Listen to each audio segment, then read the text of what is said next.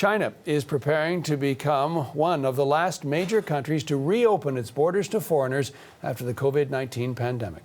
According to its foreign ministry, it will begin to reissue all types of visas to tourists as of tomorrow.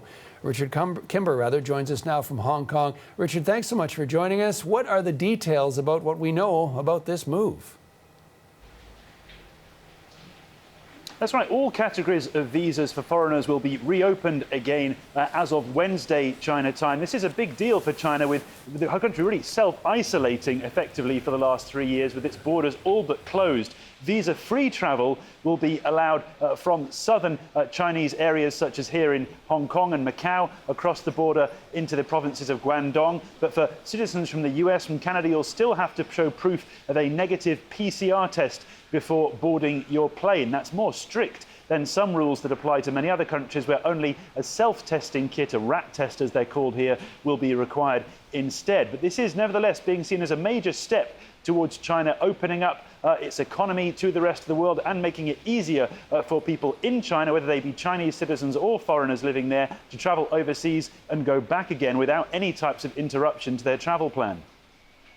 Richard, as you say, a major step. So why is China making this step now? Well, there's a huge push from the government to try and get the economy back on track. Last year, the economic growth in China was around 3%. That's one of its slowest growths in decades. This year, the government is targeting 5% growth, and it's doing all it can to try and make sure that that target is met. Just to put some things in perspective, the amount of travellers coming in and out of the country last year was only around 1/5 of the level before the COVID-19 pandemic. And that's one of the reasons that it's been so difficult for the Chinese economy to get back on track. President Xi Jinping, just elected yesterday to a third term in office, he's put the economy front and centre of his plans to try and create what he says will be a stable and prosperous future for the country. And the sudden dismantling of all of the country's COVID rules back in December has been a major step towards that. What the country's trying to do now is reintegrate with the rest of the world and try and make sure that it's not just Chinese tourists heading overseas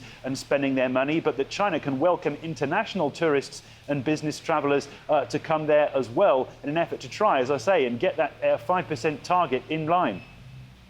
Richard, thanks for this. Richard Kimber reporting from Hong Kong.